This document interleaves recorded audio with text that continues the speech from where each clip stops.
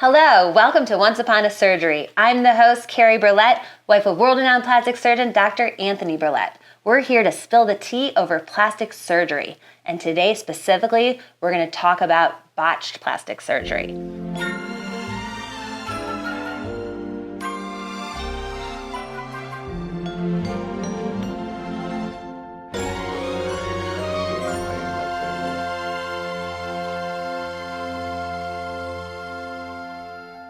I have my beautiful guest, the young, lovely Angelica.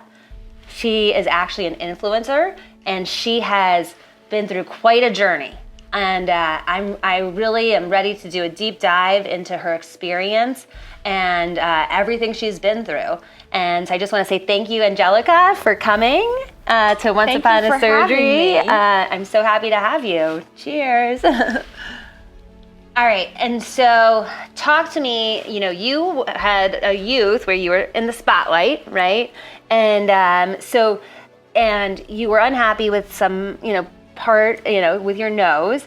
And I want to hear about like when that started and what your journey was like when you made a decision to take action. So I always had a cute little button nose. I always did. It was a cute little button nose. It was the side profile was that perfect little slope that you always want. Then somewhere around 12, 13, 14, it was a slope indeed. Really? It was a slope that way. So it's like somehow it just grew at that age, right? It was, yes, because of puberty, my nose started getting bigger and wider and a bulbous tip. And I was a little self-confident. I was a little self-conscious about it. I wanted to get it fixed. And I had gotten my ears done. Right. I was born with a deformity in my ears. Okay. So I got them fixed and they came out great. I was happy with them. So I figured a year later, I'm gonna go to the same surgeon. Because you felt you trusted him. I trusted him. I thought he did a great job. I think, I thought he had a great bedside manner, and I decided to get my nose done. And were your parents supportive of this? Like Yes. your family? Okay. Yes. They felt like it was, you had, like, it could be improved, right? Well, my mom always had a really beautiful nose, and, that's my mother, so I Right. looked up to her. Yeah. So I mentioned to them I wanted to get my nose done, and they were very supportive about it.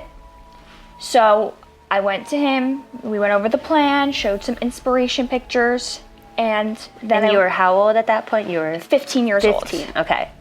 And so I woke up from surgery and my mom told me that it went 3 hours longer. The doctor had come out, said he needed more money because I was using the operating room longer. Okay. So they give me cash? Like I need to stay in the room longer? Like what? I guess so. Wow. I didn't know it worked like that. I didn't have any red flags. There Right. wasn't an excessive amount of bleeding or bruising. It looked fine in the cast. Okay. I got the cast taken off, and most people would think my reaction would be like, oh my, I'm botched. But no.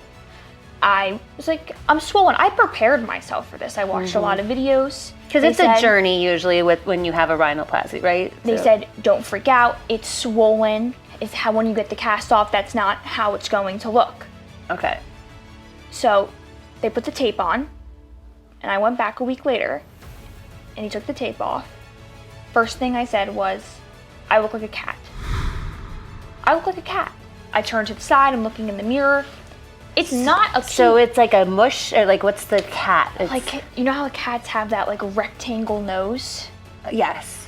And on the left side, it was kind of caving in a little. I would Really? almost say. I didn't have any breathing problems. Okay. That wasn't like. So it was still functional, but it just kind of malformed, or? Yes. Okay. And it looked very, from like a mid-side profile, it was very flat-like. So.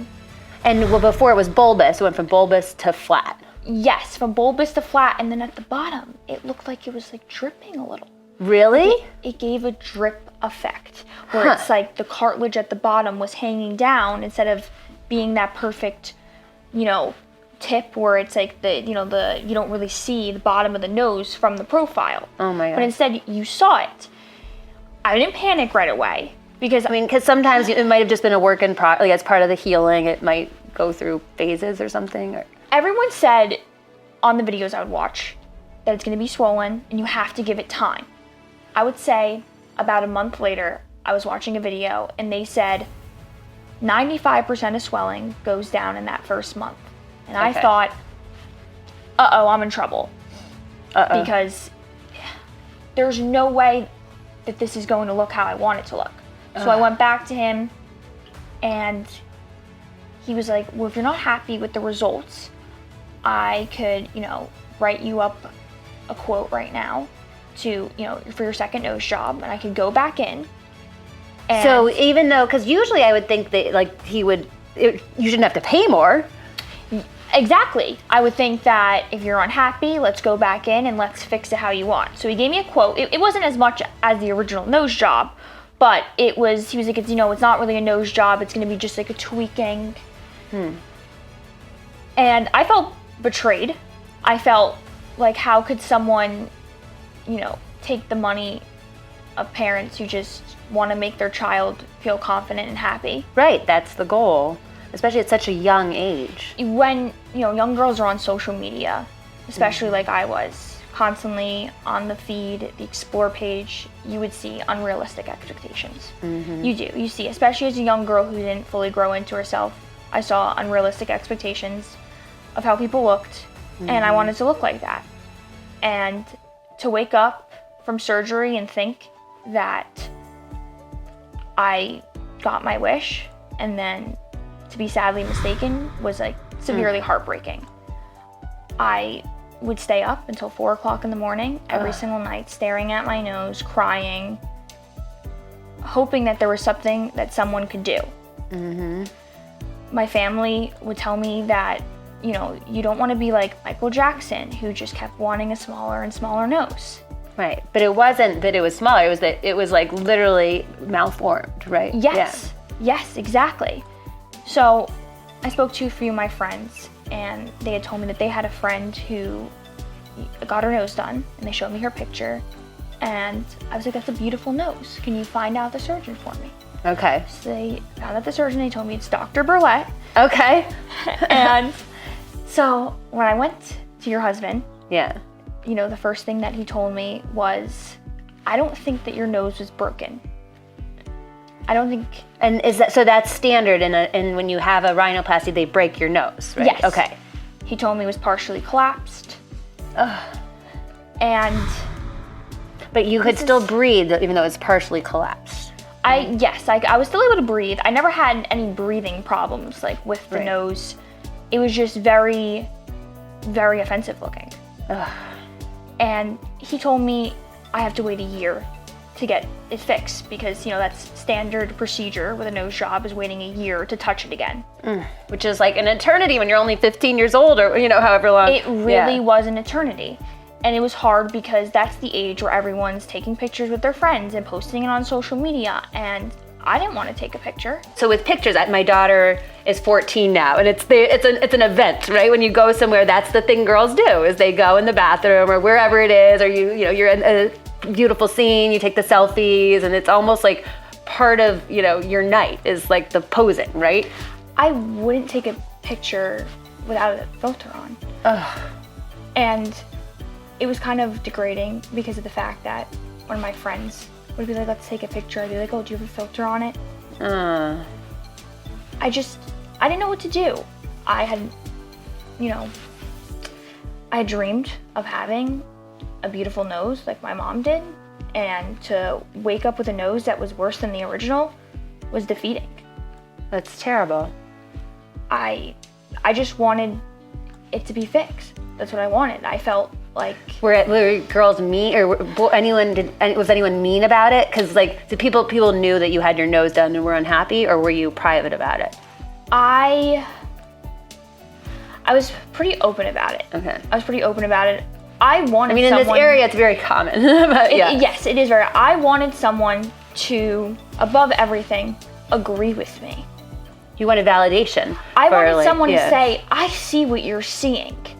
I see what you're seeing. I do think it looks like a cat. I see what you're seeing. I understand why you're upset. I didn't really get that from anyone in the family. Mm-hmm. I didn't. My mom would tell me that it looks beautiful, and my dad too, and like Mm-hmm. it's really hard for me to talk about because it just was a time in my life where I felt extremely vulnerable. It's and a difficult time even without this, right? Yes, and yeah. it is. Then my grandmother came over, and she has glaucoma. So Okay. she went blind in one eye, and she lost the majority of her vision in the other. Okay. And she was looking at me, and I remember her looking at me a little strange. Like she was studying my face. But I didn't really think anything of it. And about a week later, she called my mom up, and she goes, Angelica with you? And my mom said no. And you were with her? No, Oh, no. right. She ended up telling me the story Okay. because she thought that I would at least find some peace in the fact. Right. She said to my mom, there's something wrong with that nose. There's something Wow. wrong with it. So she was the first person to agree with what I was seeing.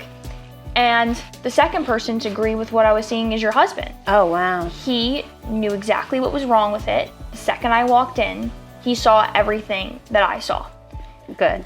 What was very heartbreaking to hear I mean, yeah. was that he felt that it was going to take 2 surgeries to give me the nose that I wanted. And as a 15-year-old, knowing that I had 2 surgeries ahead of me, I was very upset.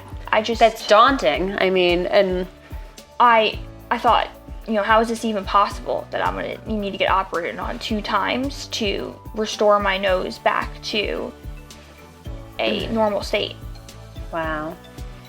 And did he have like a plan? Like, was he like, it's going to be 2 surgeries and this time frame? Because I know the first year with with the nose you were unhappy with felt so long. we took it one step at a time. Okay. So we got, we set a date for the first nose job. Okay. I went for it. And I was extremely happy with it. I Okay. didn't even have the second surgery on my mind for a Oh, lot of good. years. Okay. I was very, very happy with it. But I would see him for steroid shots ever so often. Because that's part of the maintenance afterwards, right? Yes. Okay. And I have very thick skin, so steroid shots are great for thinning down the skin. Okay. So I had gotten a lot over the course of, a few years. So I went to him again last year, and I said, let's do it now. Let's do that second surgery that we've been talking about, for so long, and let's make it perfect. So in terms of the 2 phases, like what was fixed in the first phase versus the second phase? Like it was just so damaged that it took 2 times, right? Well, after the first time that, he did my nose, it was beautiful. It just, there was the part that was collapsed was still a little indented, but not anything that your average person would notice. Right. It's just that's something that him and I noticed because, when I came to visit him to get my steroid shot, Right. that's all we would talk about is right. my nose. And he said to me, millimeters are like miles on a nose. So we both had agreed that we should do this second one to just perfect it. And I totally could have lived with the nose that he gave after the first surgery. I very much could have lived with it. I just figured, why not just make it perfect? Right. Okay. And then were you under anesthesia both times, or what was that process like? So the first time I was in an operating room, I was completely under. So I obviously don't have any recollection of the events. Right. And that recovery, was it very different that time when you took the tape off versus that first one? Versus, you mean the first The botched, one? yeah. So I would say that they were very similar recoveries. That's what's very interesting about the first one. It had no red flags. It wasn't, I don't think I was excessively bleeding or anything like that, or pain or excessive bruising. None of the sort. Okay. It was just like the second time. It was completely the same. Now, the third nose job, that time we did it right in his office. What? Without like anesthesia? You could just like do your nose? Oh, Well, okay. it wasn't. But it was just like, because it was a revision, like a tip. It was yes. a very, no, it was, Okay. I don't know exactly what it's called, a tip-plasty. Okay. It wasn't Right. anything to do with the bone or anything Right. like that. No breaking again or anything. No Yes. breaking Okay. again. So it was it felt very fast. It was extremely fast, but I was slightly sedated. Right. And I felt extremely calm. Like I wasn't, Wow. I fully trusted him. So I That's wasn't, great. I wasn't concerned at all. And I remember like little bits and parts of it. But and then I got the cast on again, and that time that was a very easy recovery time because there wasn't a broken nose underneath it. Right. Very little swelling, bruising, very little, barely any bleeding at all. I would say compared to the first two, like it was very minimal. And I had a cast on for about a week, I think it was. Okay. And when I went to his office and he took it off, it already looked beautiful. Both times it looked beautiful when he did it. When you took it off, you were like happy. It was like a good review, I was right? happy. It wasn't extremely swollen. It was swollen. And right, then, which it is, yeah. When you first take off, it's not going to be the final product, but you had a good feeling. Okay. And then, of course, he did the nose squeezing, the famous nose squeezing. Wait, tell me about this. I don't know about this. Oh, you don't know about the nose squeezing? Wait, a nose squeezing? So when you get a nose job, obviously, there's a lot of swelling, and especially in the tip. That's where it falls down to. Okay. So Dr. Berlet has a technique where he squeezes the nose after administering a steroid shot. Okay. So it will reduce inflammation. So interesting. And so, like, so you would go in and he would squeeze. How often was this a regular? This is every time. Every time if I go the next time I go in, I'll get my nose squeezed. Yes, it's so funny. So it's after the steroid is administered, he's able to show me what the finished product will look like by squeezing the nose. Oh, wow. Okay. Yeah, and so I remember the first time I was like, okay, like squeeze my nose. I'm going to be able to show you what your nose is going to be able to look like. Sweet. So tell me specifically about like this nose squeezing technique. Like I'm getting over a cold. Maybe he should have squeezed my nose. I'm just kidding. But so what does he do? Like, so it's like he comes in and it's this like, is it just his hand or what is he doing? So first he'll administer the steroid shot. Okay. And then he'll put a piece of gauze over my nose and then squeeze it and then squeeze the tip. And what it will do is bring down all the swelling so that it will reveal to me what the finished product will look like. I see. So it's like a temporary, so it just like a temporary compression? Yes. Okay. Yes. It will go away, but it was such a, sense of relief that first time when the original nose job, when he squeezed it and I saw what my nose would look like, it felt like a weight was lifted off of me. Oh, wow. I felt like I had my confidence back. I felt like it was restored. And a nose is, a very important part of your face. Of course. And you're so beautiful. I mean, everything is so beautiful that I'm sure like it's like when something isn't perfect, it's like just such a contrast to the rest of your face, right? Yes, it made the rest of my face, look off when when you have a wide nose, it's making my rest of my face look even fuller. Mm-hmm. So after having the nose slimmed down and that beautiful slope and it being symmetrical, it totally enhanced the rest of my face. Amazing. Yeah. It's like there's like almost like a science to it where it's like once the nose changes, the rest of the face becomes slimmer and your cheekbones appear higher, and it's extremely it's important. Like the contour of the nose, right? Yes. Yeah. So I just felt really relieved. I thought that it was going to be a long journey ahead of me, but when he squeezed that nose, I knew I picked the right doctor. Because I saw it right away, and I was like, yes, this is exactly what I wanted. Okay. Do other doctors squeeze? Is this like a thing that they all do? I have seen it before in like I don't know if it was a TikTok video or something of a doctor squeezing a nose. Okay. I was like, I get that done. Okay. It's funny. But it is just really like for the shape and like just the compression piece of it, just to help. Yes. Just to see what it's going to look like, which at the time meant everything to me. Yes, of course. I had a year of my life with an extremely botched nose. Ugh. And as a 15-year-old, it was devastating. It's devastating to anyone. But in those years of your life, that's like a critical time. That's right smack in the middle of high school, right? I mean, you have all your friends around, and you have to almost like do a year in hiding, right? That's the year where everyone's getting their nose done. So you hear about someone getting their nose done, and you feel like that was me, and I was so excited, and then this is what happened. So, and then it must be so difficult if you see someone who has a positive result, right? It was, obviously I hoped that everyone had a positive result. I didn't want anyone to go through what I went through. Anyone that lived in the area that, I had, that was an area of who I got botched by, I would let them know immediately. Do not go to this person because I had a very terrible experience. Mm-hmm. And I reached out to him about it too, telling him that I was very, very unhappy with my nose. And, of course he used every lie in the book with something, this is wrong with that's wrong with it. It's a light perception, which light perception is a big part of noses. Mm-hmm. That's not a lie, but I could be in the dark and it was still botched. So right. And it also sounds like the procedure, like if you every time you're an expert now. But every time you get a rhinoplasty, they're supposed to break the nose. You said, right? Well, it depends what you're doing. If it's just a tip versus like structure, right?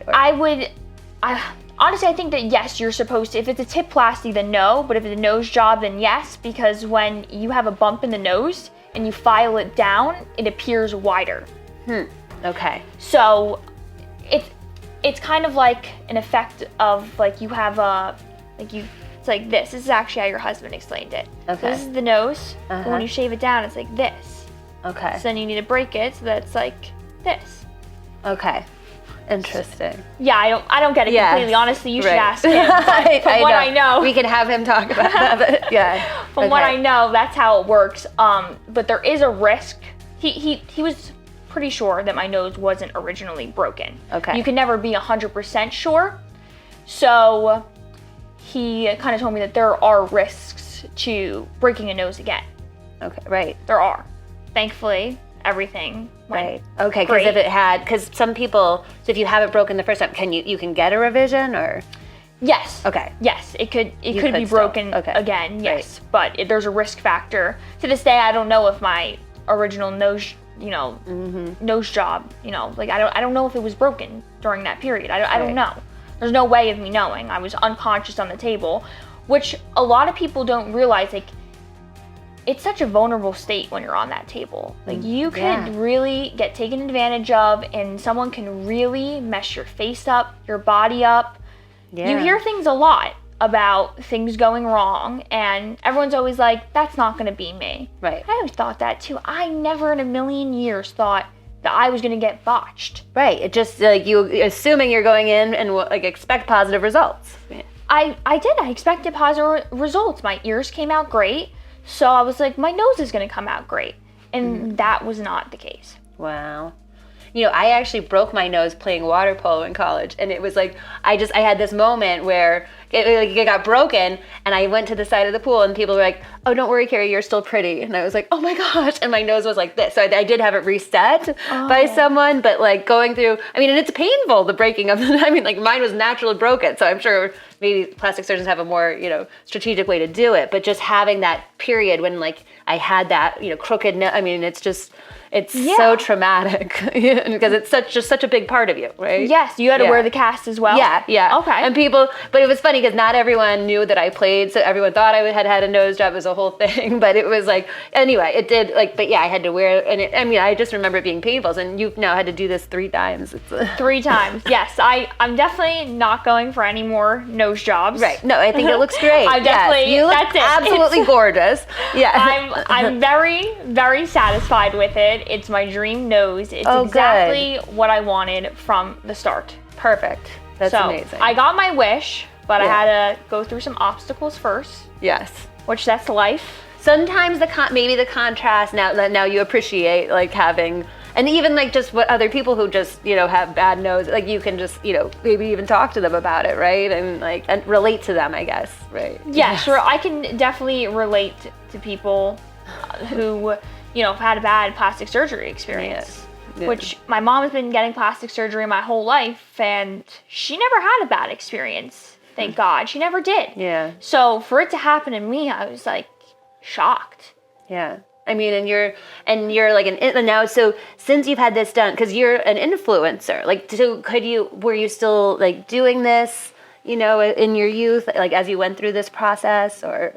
So I would say that the height of my career was during the time that I was going through all of this. Really? Yes, I would say that.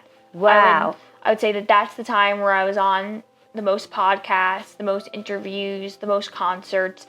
And you had this battle going on, like, internally. Yes. Because you were so unhappy with yourself, but you still had to put on a brave face. I put on a brave face, and I would just get very upset when people would find nothing wrong with it. Right. I would mention it to people. I was very, very open about it. Mm-hmm.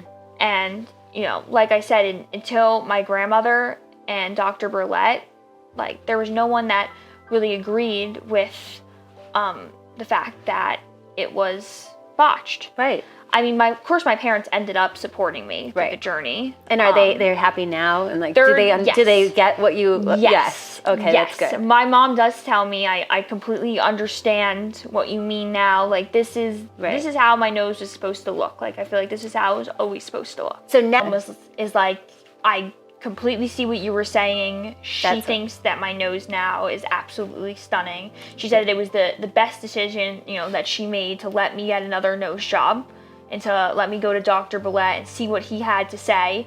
He really saved me with my nose. That's amazing. And he changed my view on plastic surgery, because obviously after the first one I was a little anti-plastic surgery. Mm-hmm. But now I'm very open to it, as long as he's doing it. Right. And what would you say, like, what questions, like, going back before you had the botched, like, was there something, I mean, I know you had trusted him because of your ears, but, like, is there something, like, the right questions, if someone's watching and considering, having their nose done, like, what should they look for in a surgeon that will be an indication that, like, it should have a successful outcome? I mean, obviously it's never 100%, but, do you think there was something that you should have asked that you didn't? So, I think a big thing is finding someone who potentially someone that went to it. That's always the best referral. That's a referral is a great thing. Someone that you've seen their work in person. Mm-hmm. But sometimes you can't do that. Sometimes you don't have the ability to go to someone. Right. So I would say looking online to see their pictures, their before and afters, looking at their reviews. Mm-hmm. I would say even having conversations, like going to, a consultation and seeing what multiple doctors have to say. Mm-hmm. And, if you hear a doctor saying one thing and another doctor saying another, they get, a few different opinions. Right. It doesn't hurt to get opinions. Right. I think that it's not something that should be rushed by any means. It's not something that should be rushed. Not every surgeon does the same thing. Mm-hmm. And that's something I had to learn as a 15-year-old, that they all have specialties. Yep. And they all have things that they're good at. And you could get yourself in this serious trouble if you don't go to someone who is experienced. Mm-hmm. Experience is the difference. Yeah.